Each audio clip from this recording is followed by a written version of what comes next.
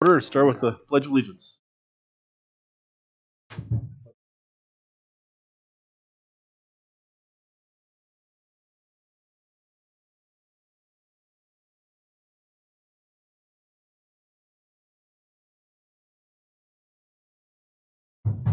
All right. Any personal appearances at all? Really appear to be. So we'll move under new business MI7 update. We'll move that up. That Ryan, just an update. Thank you, President Hammer and members of the Park Board. Ryan Ackerman, work as the administrator for the Service River Joint Board. I'm joined here today by our chairman, David Ashley, chairman of the Service River Joint Board. Dave and I just had a meeting prior to this, and just so happened that our schedules aligned here. So good to have Dave here to hear your concerns directly, necessarily filtered through me. So on your desks is a packet of information. Step through this. At the end of this, I'm going to ask for your permission for permission to do two things. One would be to construct pre-consolidation pile A on your property, and the second would be to authorize the removal of trees on your property. That's the ask for today. As I step through this information, if I'm referencing page numbers, it would be the red page numbers that are in the upper right hand. Okay, so I'm just going to dive right in here. So this is I'm going to call it a mishmash of information that addresses some of the outstanding questions raised by the Park Board and staff, Park District staff, over the last couple of months. So just want to kind of step through this stuff to let you know where we're at. The first 3 pages of the packet are a memo prepared by our staff, specifically looking at the Teddy Roosevelt statue.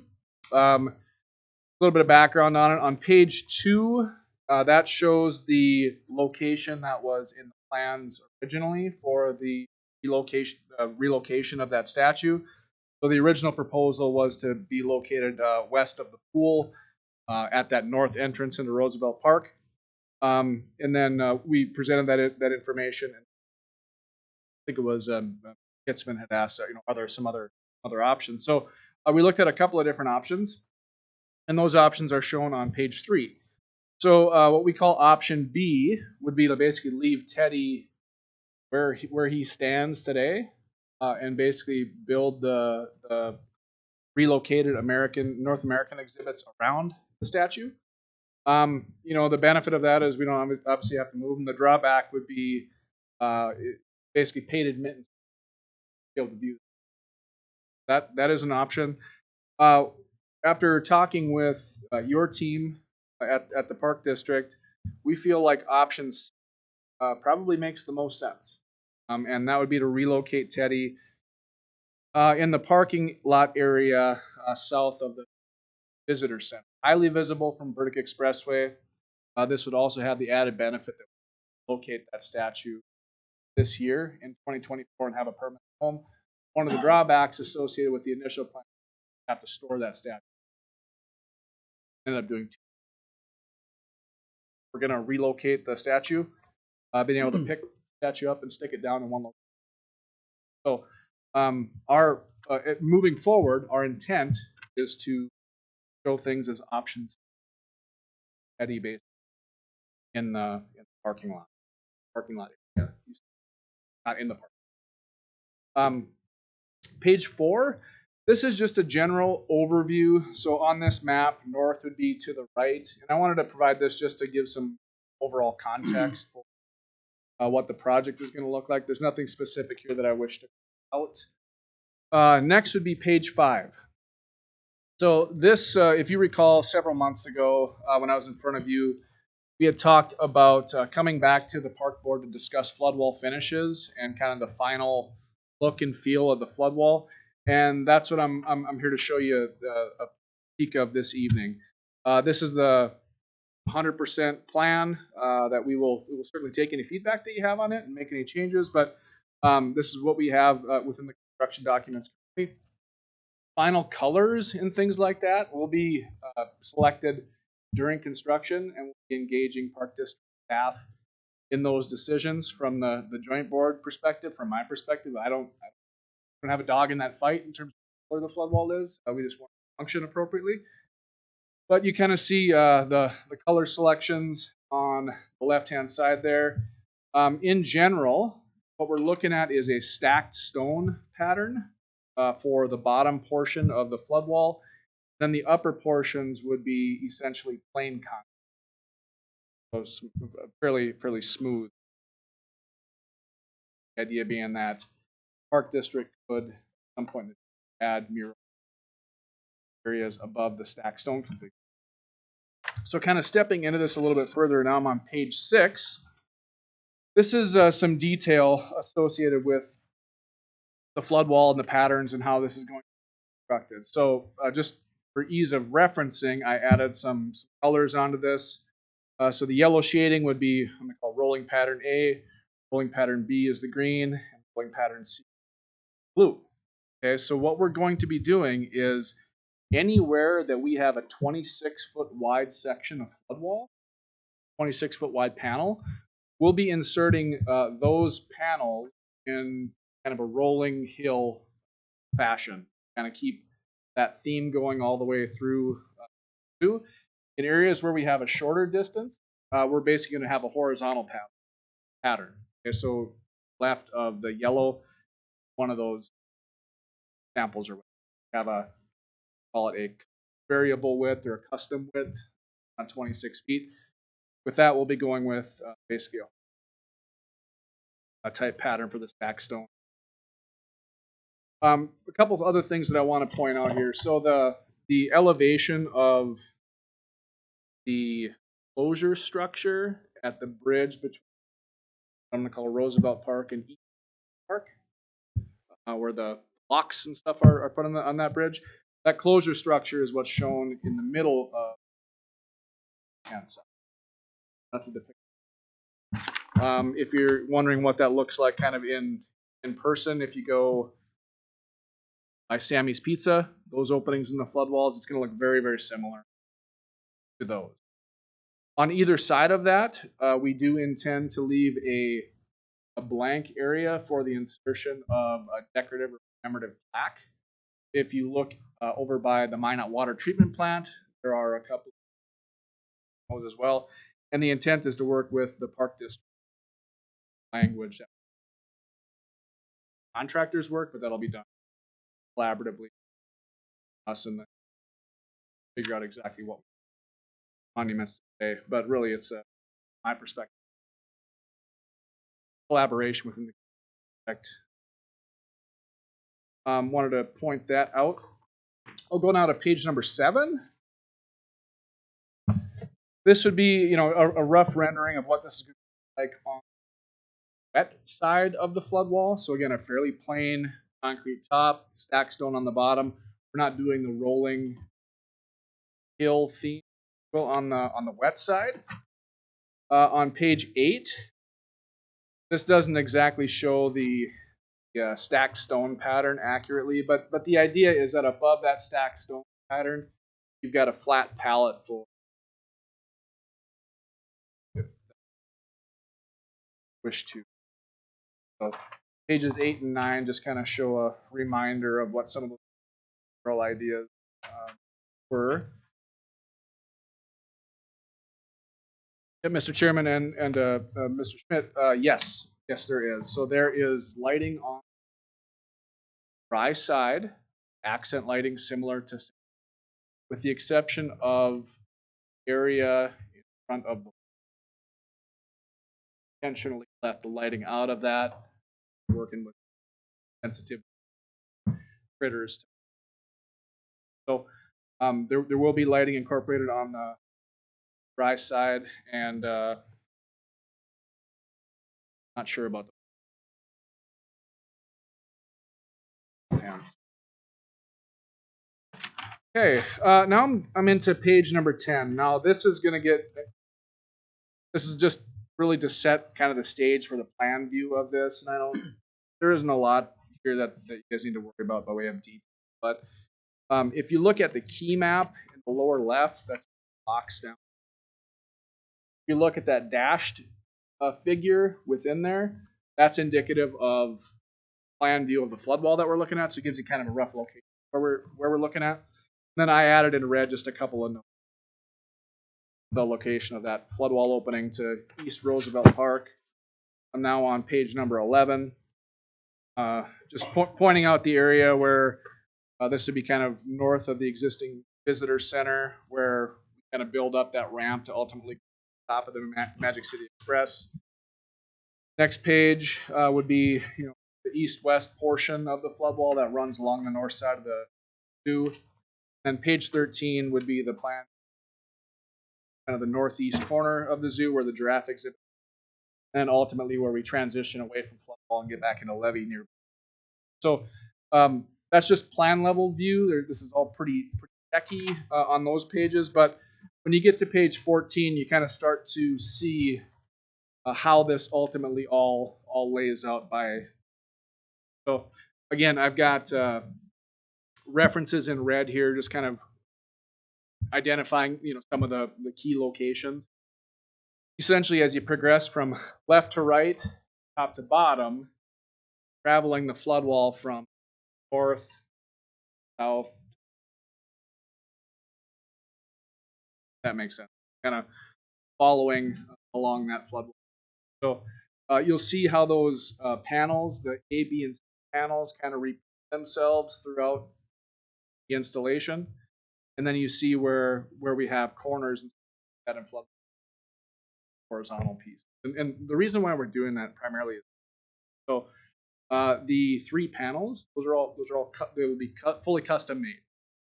So in order to kind of keep costs under here, we're not using those panels. We have a atypical, non-typical width, panel width. So really we're using where we've got that 26-foot panel width available to us, and we'll make it appear. Kind of middle bottom of page 14, you'll kind of see, I want to point out a couple other things here. So the red dashed line that you see on those figures, that would indicate the finished grade along the flood wall. Okay, so the elevation or the dirt grade on the flood wall after the project is built. And the blue dashed line along there indicates gives you some feel. In general, we're the following, with the exception of that ramp that we're building in Magic City. So on to page 15. Now you kind of just see again that rolling pattern kind of prevalent throughout here, and ultimately transition to levee near. Mr. Chairman, before I jump into the next thing, and maybe I'll pause and see flood wall configurations and that. So how is this flood wall? As we're going through over and you get over to the west side park. How is that wall? It'll be coordinated architecture. Is that the same? The features that there are going to be, those are a little bit different than what's proposed here. So here we're proposing kind of a stacked stone look. Keep in mind this is all cast in place concrete, done with form liners to look like stacked stones. But whereas the flood wall over by Sammy's is more of an institutional type of a look, brick, plate type of a pattern. This is a little bit different. What's rationale was to try and make it Savannah type of feel, exhibit type stuff to make it fit better with the. That was to be honest with you. to get past the There are some sections of flood wall in the plan, and the flood wall may not be correct. What we try to do is we try to make it exercise. For example, the stuff by Sammy's Pizza. Architectural inspiration was Federal Building downtown and the Broadway Bridge. Look at the flood wall and look at some of the angles. Broadway Bridge and the Federal Building downtown.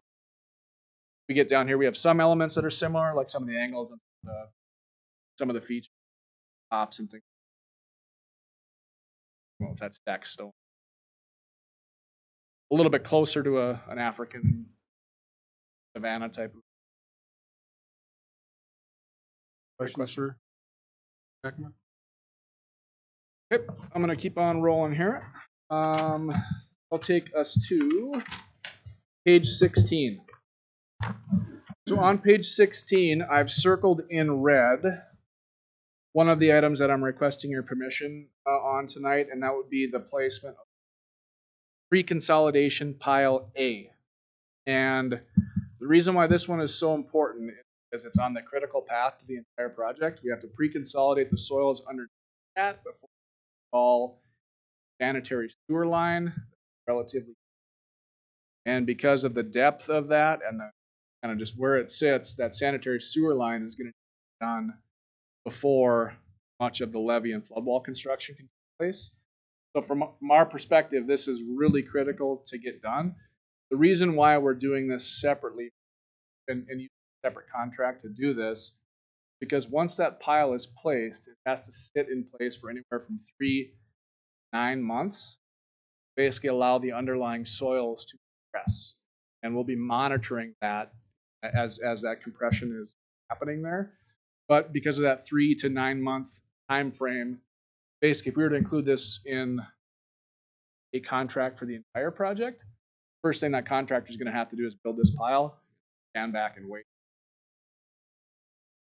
So really important from the project's joint board's perspective that we advance this piece of it. So on this particular piece, what we've done is we've negotiated a Wagner construction. Wagner is currently working on I-5. This would be from Sammy's Pizza. You go about a half mile to that construction happening there. We've change ordered on construction of this pile A for about $170,000. And so basically we're using that as our contracting vehicle to do it.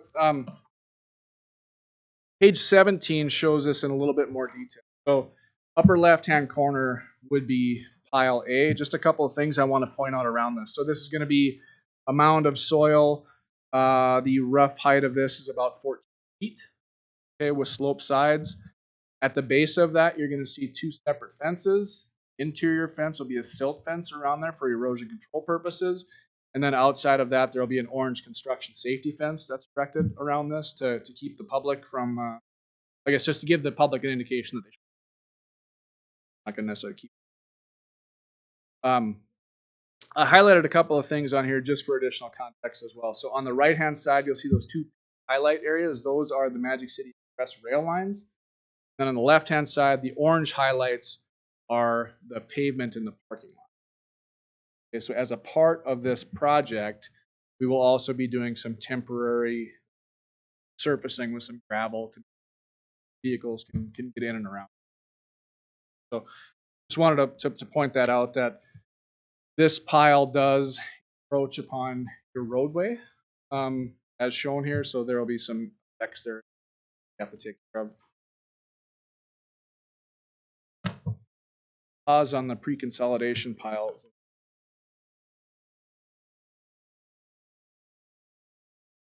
Ryan, when we started tonight, you're gonna be the Teddy Roosevelt.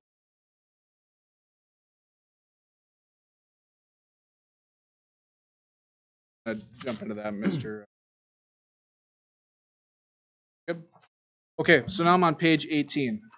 Page 18, this is there are 5 pages in a row here that correspond to the tree removal plan for phase MI7. So page 18 is just kind of overall context map, and then the pages that follow get into details. So page 19, what I would point out here is all the symbols that you see in red. Those are indicative of trees that are proposed to be removed. Pretty well lines up with walkthrough that we did back. Those are the trees that would be removed as part of this phase of the project. Trees in green are proposed to stay. When I say there's some nuance here, if you look on this area to the left here, we show these as green. These ones will be removed.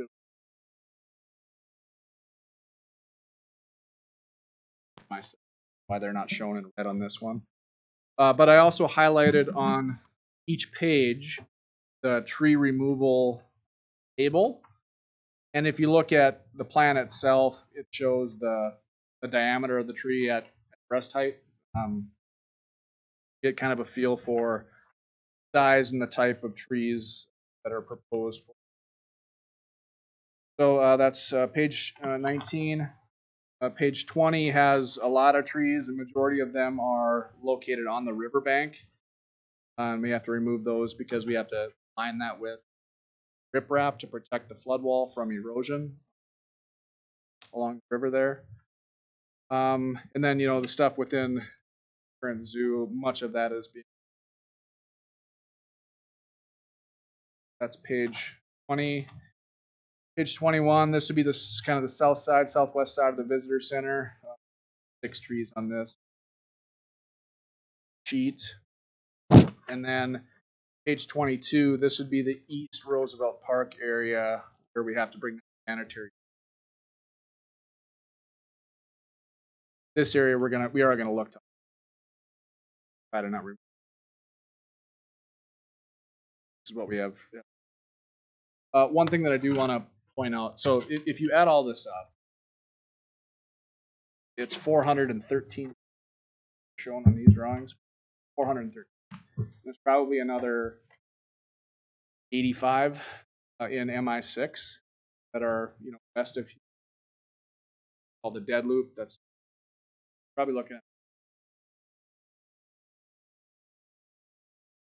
We are operating under draft MOU that we've been working on between Park District, Minot, and the Ward County Water Board. And basically we're acting as one of the provisions that's included in there that we will mitigate tree and basically plant one that we're here to tell you we're looking at 500 flood control. Also going to be developers. The way that the MOU, any deviation has to come back to prove it. So I think, as we start looking at what's left, trees, just a conversation we were having today. Jared mentioned, well, put 1,000 trees in here, we're going to have a heck of a time mowing. Not wrong. So just one, some of those things that we're going to have to ultimately, as past our gaze, 30 years from now, we're all going to be really happy with the approach. Really painful when they come out, provided that you get. We're here to communicate why they would have to come out and help public. Chairman.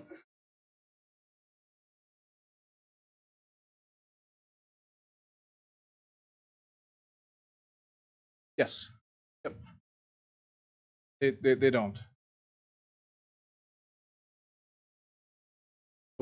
Brian, what's the time frame for statute? Okay, so the statue be a spring move, April, May. The pile, the pre-consolidation pile, you guys approve this tonight, we'll have a contractor out there next week. And the trees, we have a plan set that's out for bid right now. We anticipate getting pricing back at the end of January, act on February. And the trees felled or laying on the ground by March. final cleanup of them. April.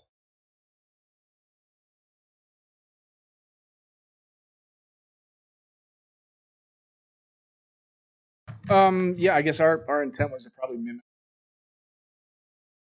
Yeah, unless you guys want to see, we have not yet designed for it yet, but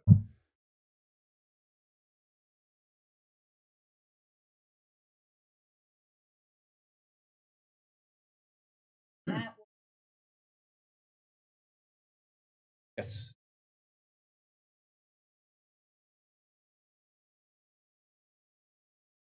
Yeah.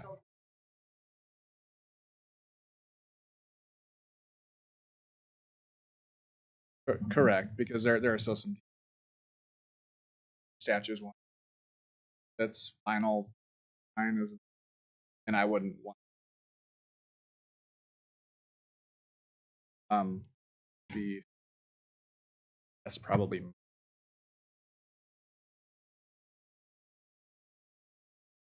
Construction of consolidation file 8.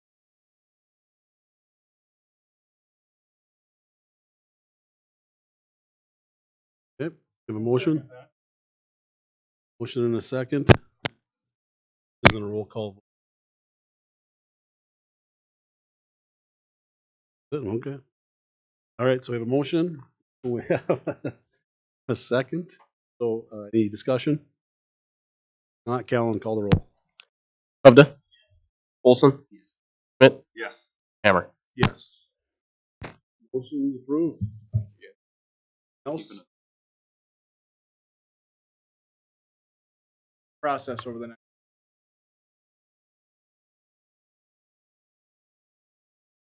Ellie and I have been talking about patients going important.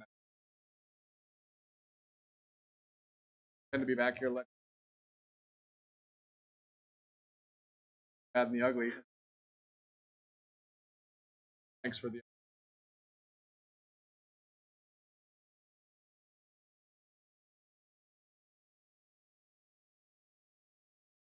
Month as we really prepare to get into this. I have a very good feeling.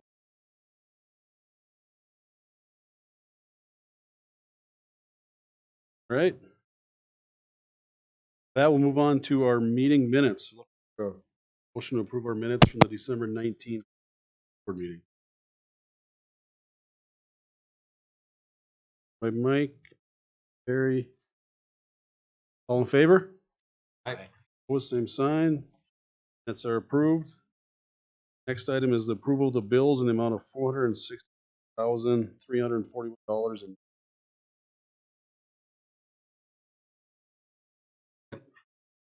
By Cliff, second by Mike. Any discussion at all? Callan, call the roll. Hovda, Olson, Schmidt, Yes. Hammer. Yes. It is approved. Moving on to the salaries, looking for a motion to approve the salaries in the amount of $477,105.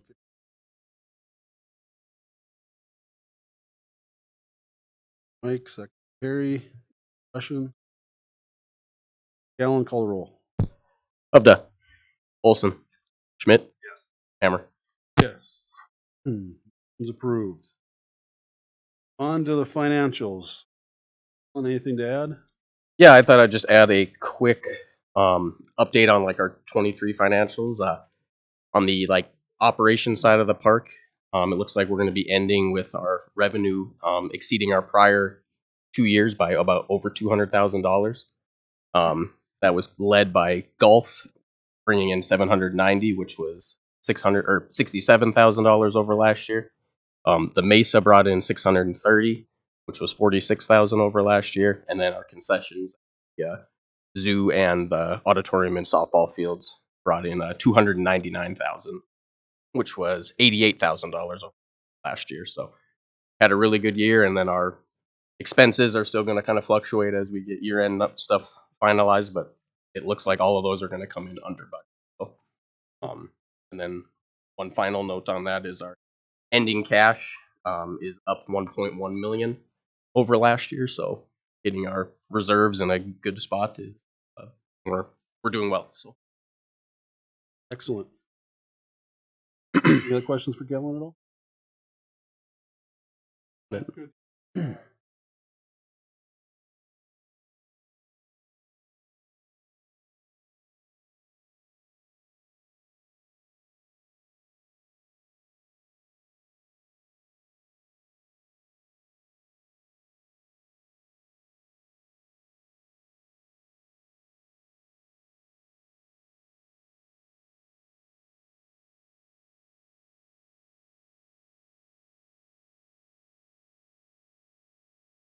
Cliff? the only other thing I'll add is that we were approached by a local financial institution for some CD options, and so we'll be discussing that internally and potentially doing an RFP that we would bring to you guys for recommendation. We don't have any seat. No. Sounds good. Anything else with financials? That is it. Any questions for Kellen? No, we'll move on to department reports. Jared, you're up first. All right, Park Board President Commissioners. There's only one thing I want to highlight on my report. There's others that do an old business. Again, the the Wiseman's group with the PBR, we did set a date for 2024. It's October 25th and 26th.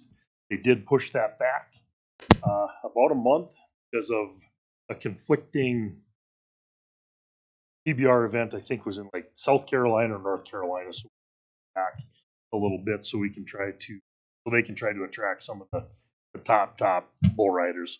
And then we are going to work through internally on a 3-year contract extension with that group, with probably an option for 2 more additional years. They love our facility. They love the way the staff works with them. It's a great rental for us. So we're going to work through that, try to lock them in. So we get a rental rate plus we share. We get President Hammer. We get a rental rate. We get all our own concessions, and we get 20% of the beverage sales that we cannot sell. Yes, Okay. it is a very good week for us, and they do partner with us. They're purchasing staging and a few other things that they'll use it for their event, but then it comes to us to be able to whenever we. Yeah, very good rent, and a good group to work. So other than that, I will answer any other questions on my report.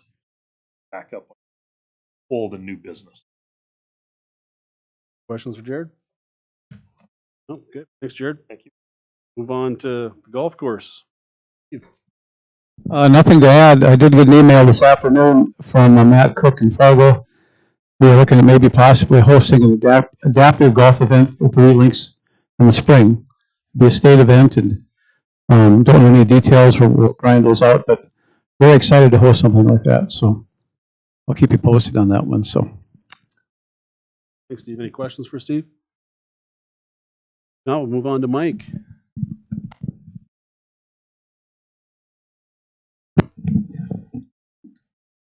The only highlight I have on my report is I'm happy to say that all the reels cutting units have been grouted. So we're completed with that and the winter maintenance on the mowers. So now it's just up to bring in the utility carts. So we're right on schedule for the winter maintenance. Good. Mike? On to the zoo and Jeff. The only thing I've got to add to my report is the animals all did well through this cold snap over the weekend.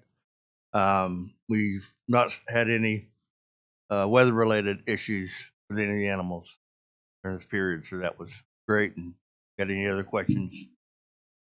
Answer them. Car started? Yeah. I got a good time to work on it. I saw your Facebook video of you walking the zoo. I knew. Anything for Jeff at all? Yeah, move on to Bob. Mesa. Just 2 updates. Number 1, our condensing tower is at the Flying J truck stop, spending the night, and then it will be on site tomorrow at 9 a.m. I'll probably be my best night of sleep in the last 5 months, knowing that it's in town. And then that project will be April 15th is when we'll do that project. It'll be unloaded with James and then thank Tom Fillion and Minot Building Supply for loaning their forklift and staff to help us get that offloaded. So it's 9,000 pounds. So we'll have 2 forklifts, get it off the flatbed, drive forward, unload it down, and then park it for a couple months and do that project in April. So that's good. And then the last update is we're less than 60 days from the border battle, U.S. and Canada sled hockey. Can't believe it's already less than 2 months away. Thor gave us an update that was exciting news that U.S. and Canada women have agreed now to partner and come with the men.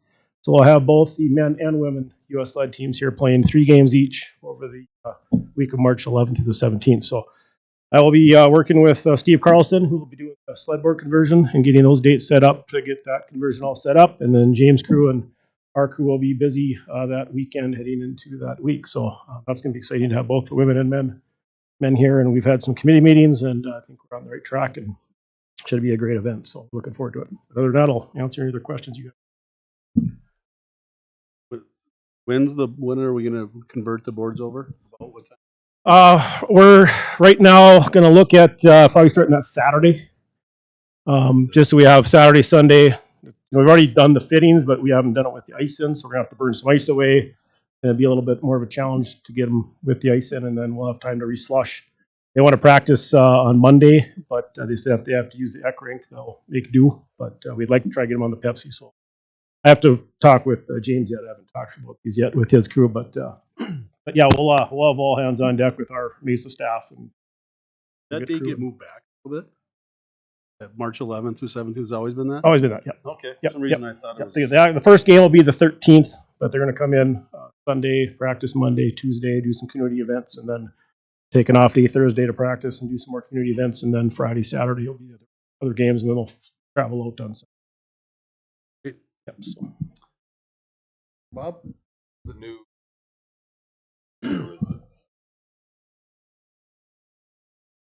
Yeah, Commissioner did is the staff love it.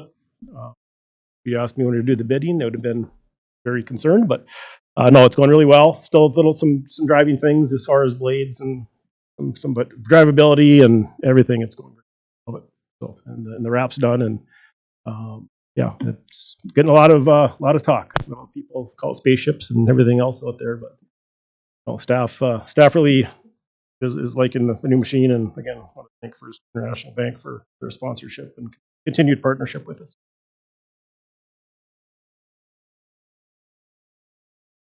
Thanks, Bob. You're welcome. Move on to James. Maintenance. We've got all 4 outdoor rinks open now. We went from one extreme to the other with weather, battling it, but they are up and running.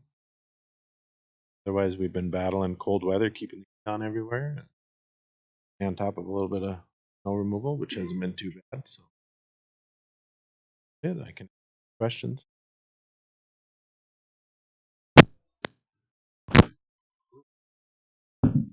Shannon.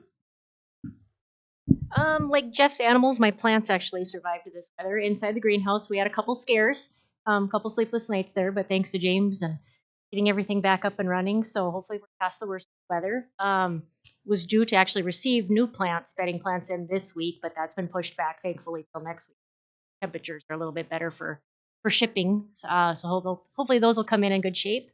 Working with the ball field staff here in the next upcoming weeks, working on schedules, staffing, kind of looking at when that stuff starts all in the spring. That's right around the corner with baseball, softball.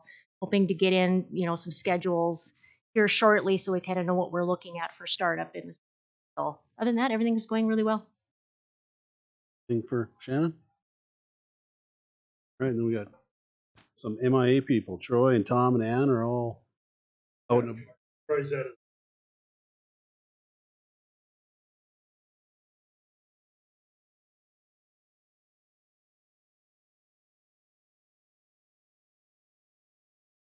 Hey, man.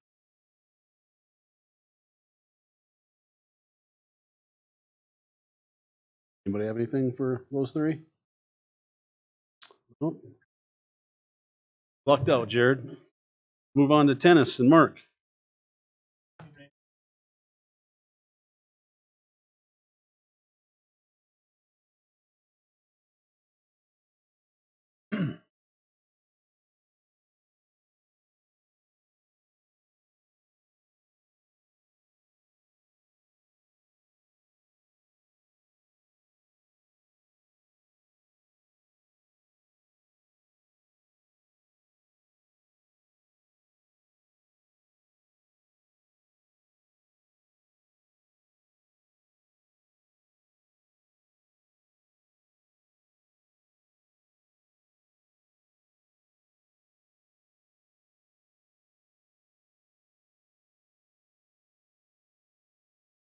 Thanks, Mark. Anything? Any questions for? Okay. Thank all department heads. Move on to new business. Already talked about the MI7 update of outdoor recreation phase 2 bids. All right, Park Board President Commissioners, we did put out the outdoor family rec area phase 2. We had 4 submissions. Dig It Up, Hanson Excavating, Keller Paving and Landscaping, Strata. KLJ's estimate was rough $198,856.75. Bids came in about $42,790 over their estimate, which I've been seeing on most of our bids. And Ellie did receive the RTP grant for $210,366. We are recommending Dig It Up for $253,156.45. And again, the additional funds can be covered. Okay. I would recommend it by staff with 3-1. Motion by Carrie, a second by Cliff. Question at all on that?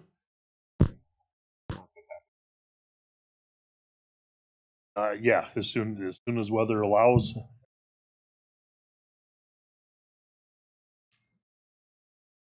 No discussion? Not, Callan, call the roll, please. Hubda. Olson. Schmidt. Yes. Hammer. Yes. Motion's approved. Moving on to Roosevelt Park Zoo rates. Okay, these Park Board President Commissioners, our recommendations after we met with Jeff on Roosevelt Park rates were emailed out prior to the meeting. Facility rental rates, birthday party package rates, and educational fees. Get them all, Jeff? So I guess we are looking for approval to move forward with implementing those rates of tomorrow. Have any questions? We'll try to answer. We did go back and forth with a few different meetings. These rates were compared to our own rentals and admissions, and also outside facilities and other programs. So we do feel we are in the ballpark, and they have not been raised in a few years. So you're looking to change the rates, because are we looking at change first to? That'll be a separate one. Okay, So gotcha. we're just looking at rates right now. But Look at action on. Also with the goal, simple.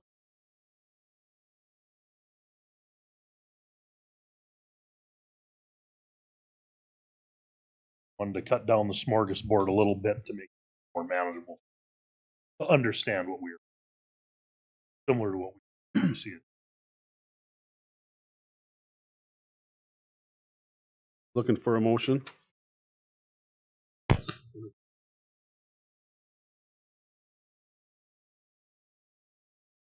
Mike, Harry, discussion? Oh, not Callan, call the roll. Hubda. Olson. Schmidt. Yes. Hammer. Yes. Motion approved. Thank you. And then the last page of that packet was a proposed hours change. And again, we are not looking for action tonight. We'd like you to take a look at that. I'd like to have more discussion of February board meeting. You have a little time before season hours, but it gives a pretty good history data on revenue during the hour change. If you have questions prior to that, try to answer on an individual basis. Okay. But that one is something to look at for February action. Okay. Good. And then the last, I did have another piece in the packet in front of you. Again, Cameron Indoor Tennis Center rates. We did run the different season pass format this year. And again, it's been pretty well received, but we are just hitting about the halfway point of the season. So our season pass sales have really dropped off since the end of November. So what we are looking to do is run a starting tomorrow possibly a season pass special, looking at reducing them about 60%. So for the remainder of the season, because we've actually had some inquiries about a season pass rate. So we'd be looking at taking the family season pass from start of the season of $900 down to $540. The individual season pass starting at $500, taking that down to $300, and then the student, military, and senior, reducing that from $350 down to, and try to boost some more sales for the second half of the season. So that's kind of what we were looking to do. We already did reduce the pickleball and tennis drop-in rate $10. That was back in December. So we feel that with even at 60%, that's still a very good value for people to be able to come in and utilize our facility at a good rate, especially with everything there. Season pass. All right. Yes. So we would start advertising it tomorrow. That's the rate for the second half season pass. Otherwise, they can still come in and do it as a drop-in fee or an hourly rental. Well, previous years under the memberships and things, there was a proration as the season went on. We just said we're going to start. We'll look at it halfway through and see what we'd like to do. And again, if we get a good boost, we'll be doing more season passes than we did. I feel we're ahead of the game on that front. Yes, we need a motion. Okay. Motion by Perry, second by Cliff. Any discussion? No? Not. Callan, call the roll, please. Hubda. Olson. Schmidt. Yes. Hammer. Yes. Motion approved. Right. Next new business, we have a designate repository. Yes. So every even year, Century Code requires the board to just make a motion on where our funds are being deposited at. So you should have just one-page sheet of where they're all currently listed, and request a motion that you approve of where they're at right now. Okay. You looking for a motion?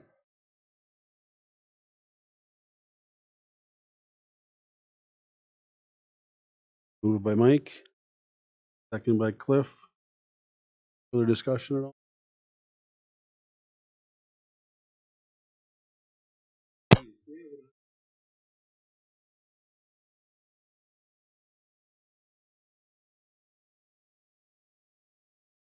So most of our money, as you can see, is in the First International savings, and so that's most of where our interest can come from. We can't really do any investments or anything with that, so it kind of has to be money market stuff. So that's good.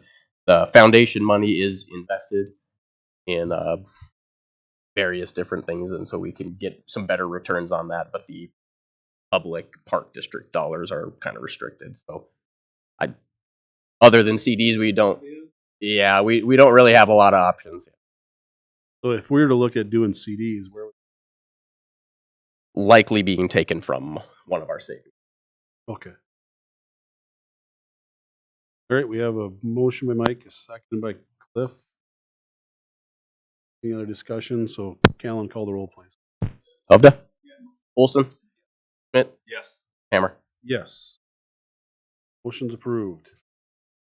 Thank On to you. Old business, we have 2024 paving project.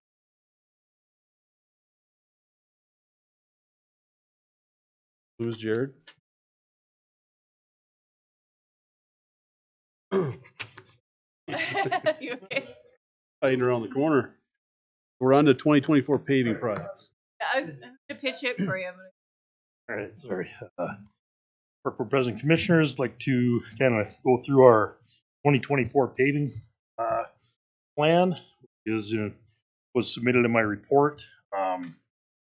Again, still trying to refine a couple of the estimates. I'll start with the three that are pretty well set. So C right now is the Shields Complex. That is to finish out that west end paving. Again, may adjust a little bit with some soils. Using that word, but it may adjust a little bit, but that's our estimate for that. North Auditorium parking lot and then South Auditorium parking lot. Those three are pretty well set. Bison Trail parking lot, again, it was a rough estimate of $300,000. Working with Houston Engineering for an updated estimate due to some recent unforeseen items. Working through, and I'll let our executive director just. So in working with our engineering on this project, we have just recently learned that because of radius, have us parking. Obviously, price between paving and gravel is significant. Could be up of amount that we're looking at, which would be back from project.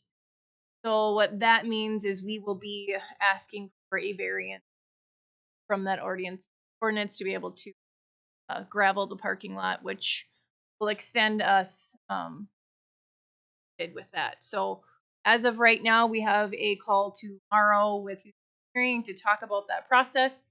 But just want you guys to be aware that we will have to get on the planning agenda. And so that's going to extend that a little bit longer than we have budget that and financing. This could decide whether not from answering phones and that's one of the Bison Trail time is of the popularity of the trail is people park right now is in front of the gate. Very limited. The rest is so as you can imagine as neighbors, that's not something gotten to be so just a update on that and pump tracks as well. We did get estimates, more accurate, I guess you'd say detail estimates on that project. Higher than the original rough estimates that we had. We met with plenary, talking more with them, and I would like to bring that to our board retreat for guys, but that is probably gonna push out that project estimate more detail that us wanting proud of the product that comes out and what we do. So just know that we'll have more information at our board.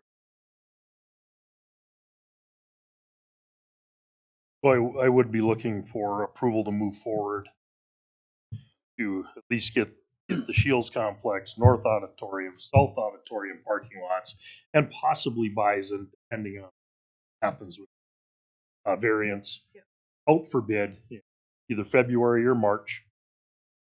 Again, Callan has been working financing of these projects through a loan or bonding. So we would be covered one way or the other financing. That's what Callan has been working. So we're looking for a motion to approve looking at your report, C, D, and E. And do we want to go down we're giving you approval to go to bid. Go to bid, yep, and then they would come back for approval after bid. And also if we get variance we're looking for, otherwise that one will probably be off season. So we would go to bid with the way that we talking about. Yeah, we would definitely get C, D, and E out as soon as possible, and we would lag A depending on what happens. I wouldn't want to waste the funds to time to get that out. Okay. You looking for a motion? We'll do it.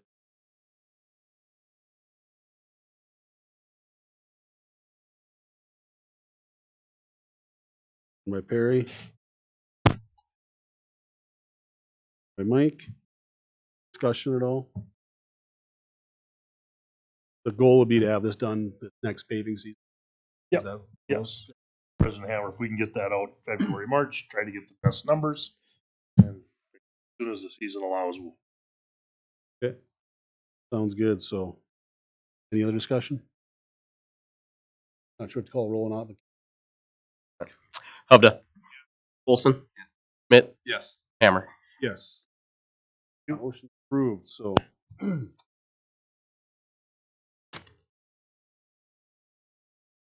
I'd like to move at this time that the board conduct an executive session.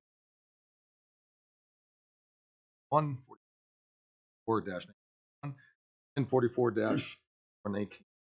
Consult with and attorney, settlement negotiating strategy, and instructions, attorney and negotiators, damages into the contract between the corporation work at Motion. Seconded by Perry. Discussion at all? Alan, call the roll, please. Hovda. Olson. Schmidt. Yes. Hammer. Yes. Board will now move into executive session under NDCC 44 or section 44-04-17.1, section 44-04-19-1, and section 44-04-19. To consult with and to receive and discuss advice from its attorney regarding settlement negotiation strategy and to provide negotiation instructions to its attorney and negotiators relating to the Park District's potential claim for liquidated damages relating to the contract between the Minot Park District and Strata Corporation for work on the South Hills softball complex. Executive session will be recorded. Any members of the public who are attending today's meeting will now be asked to leave. We anticipate adjourning the executive session and reconvening the open portion of the meeting at approximately 6:45.